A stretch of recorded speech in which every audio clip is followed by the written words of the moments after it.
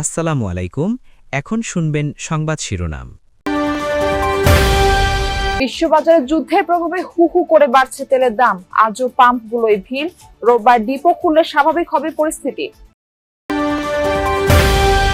City corporation নির্বাচন নিয়ে challenge দেখছে না ইসি, নির্বাচিত জনপ্রতিনিধি দিয়ে।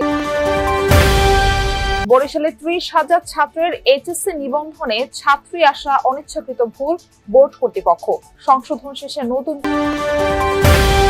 তেহরানে ব্যাপক অভিযান চালাচ্ছে ইসরায়েল যুক্তরাষ্ট্র, টার্গেট সরকারি অবকাঠামো, পাল্টা হামলায় ত্রিদেশের মার্কিন ঘাঁটি।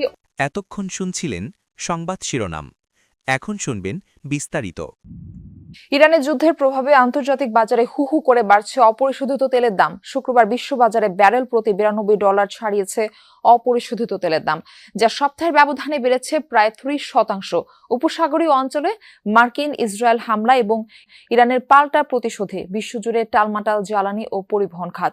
বৈশ্বিক তেল সরবরাহের 20% নিয়ন্ত্রণকারী হরমুজ প্রণালী বন্ধের প্রভাবে চরম উৎকণ্ঠায় ব্যবসায়ীরা।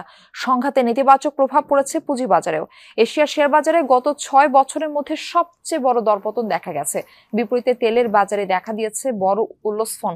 মার্কিন ক্রুড তেলের দাম 19% বেড়ে পৌঁছেছে $80।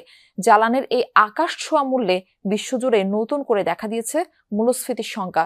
ডলার শক্তিশালী হওয়ায় মান হারিয়েছে ইউরো ও ব্রিটিশ। জ্বালানি তেল নিতে আজও রাজধানীর বিভিন্ন পেট্রোল পাম্পে সকাল থেকে দীর্ঘ লাইন। তেলের দাম বাড়তে পারে এমন আশঙ্কায় ভিড় করছেন যানবাহন চালকদের অনেকে।